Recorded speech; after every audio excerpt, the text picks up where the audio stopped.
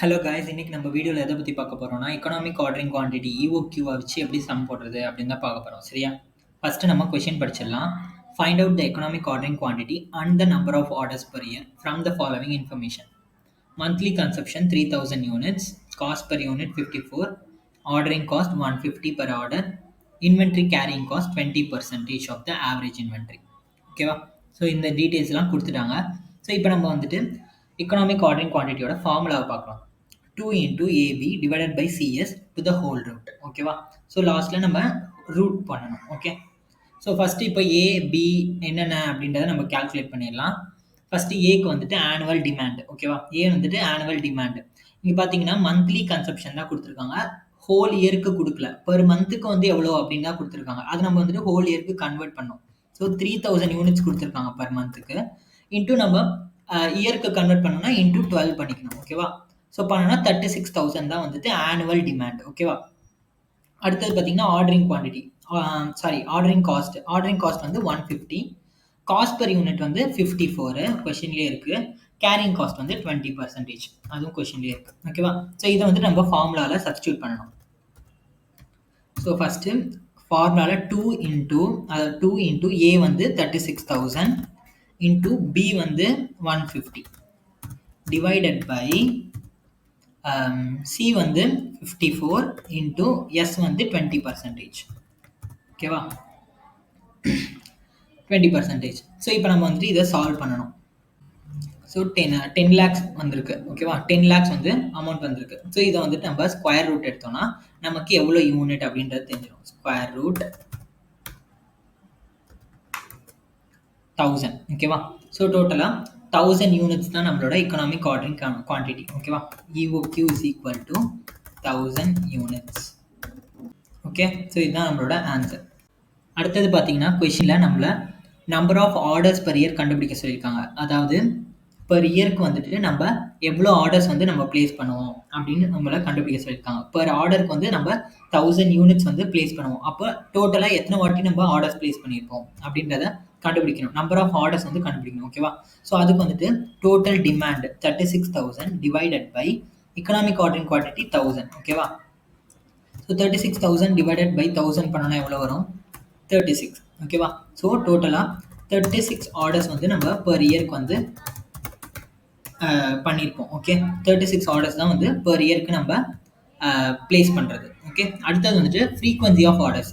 Frequency of ஆர்டர்ஸ்னால் என்னென்னா, so எவ்வளோ டேஸ் ஒன்ஸ் வந்து நம்ம ஆர்டர் பிளேஸ் பண்ணுறோம், எவ்வளோ நாள் விட்டு ஒரு ஆர்டருக்கும் எவ்வளோ டைம் பீரியட் கேப் இருக்குது அப்படின்றத கண்டுபிடிக்கிறது தான் இந்த ஃப்ரீக்வன்சி ஆஃப் ஆர்டர்ஸ். ஓகேவா? அதுக்கு ஃபார்முலா என்னென்னா days or months divided by number of orders per annum. So days or months 365. ஓகேவா? Divided by number of orders per annum நம்ம முன்னாடி கண்டுபிடிச்சோம்ல 36, அது. ஓகேவா? 365 டிவைடட் பை 36 பண்ணோன்னா நமக்கு எவ்வளோ வருது? 10. ஓகேவா?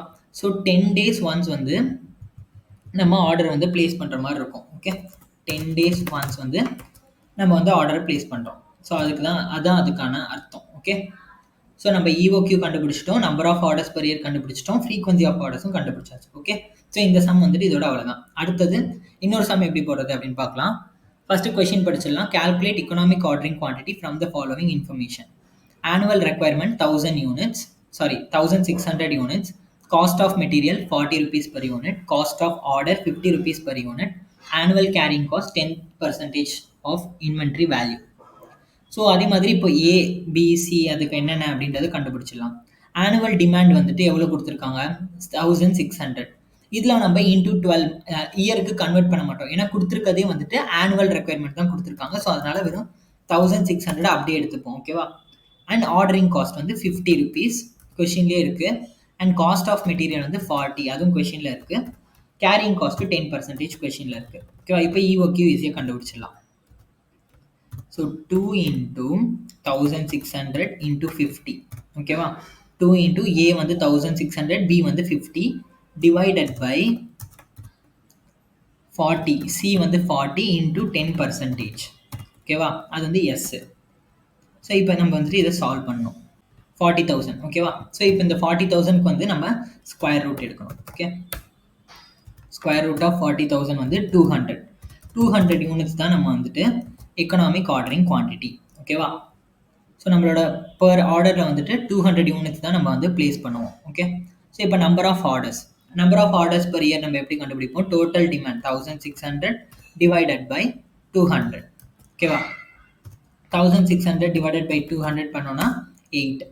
ஸோ 8 டைம்ஸ் வந்து நம்ம வந்து ஆர்டர்ஸ் வந்து 8 ஆர்டர்ஸ் வந்து நம்ம ப்ளேஸ் பண்ணுறோம். ஓகேவா? பெர் இயர்க்கு வந்து 8 ஆர்டர்ஸ் வந்து நம்ம ப்ளேஸ் பண்ணுறோம். அடுத்தது வந்துட்டு frequency of orders.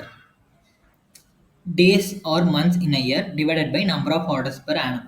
So days or months 365 divided by number of orders வந்து 8. கரெக்டாக நம்ம 8 ஆர்டர்ஸ் தான் நம்ம வந்துட்டு பெர் இயர்க்கு வந்து ப்ளேஸ் பண்ணுறோம். ஸோ 365 டிவைடட் பை 8 பண்ணோன்னா நமக்கு 46 டேஸ். ஓகேவா? ஸோ ரவுண்ட் ஆஃப் பண்ணோன்னா அது 46 டேஸ். ஸோ 46 டேஸ் ஒன்ஸ் வந்து நம்ம ஒரு ஆர்டர் வந்து ப்ளேஸ் பண்ணுவோம். ஸோ அதுதான் அதுக்கு அர்த்தம். கரெக்டாக? ஸோ 46 டேஸ் ஒன்ஸ் வந்து நம்ம ஒரு ஆர்டர் ப்ளேஸ் பண்ணுவோம். அடுத்த 46 டேஸ்க்கு இன்னொரு ஆர்டர், அடுத்த 46 டேஸ் கேப்பில் இன்னொரு ஆர்டர், அந்த மாதிரி டேஸ் இத்தனை டேஸ்க்கு அப்புறம் இன்னொரு ஆர்டர்ஸ் அப்படின்ற மாதிரி ப்ளேஸ் பண்ணுவோம். ஓகே. ஸோ அவ்வளோதான் இந்த சம்மு. ஸோ நம்ம இப்போ 2 சம் இந்த வீடியோவில் பார்த்துருக்கோம். கரெக்டாக? ஸோ நெக்ஸ்ட் வீடியோவில் வேறு சம்ஸ் எப்படி போடுறது அப்படின்னு பார்க்கலாம். ஓகே, பாய்.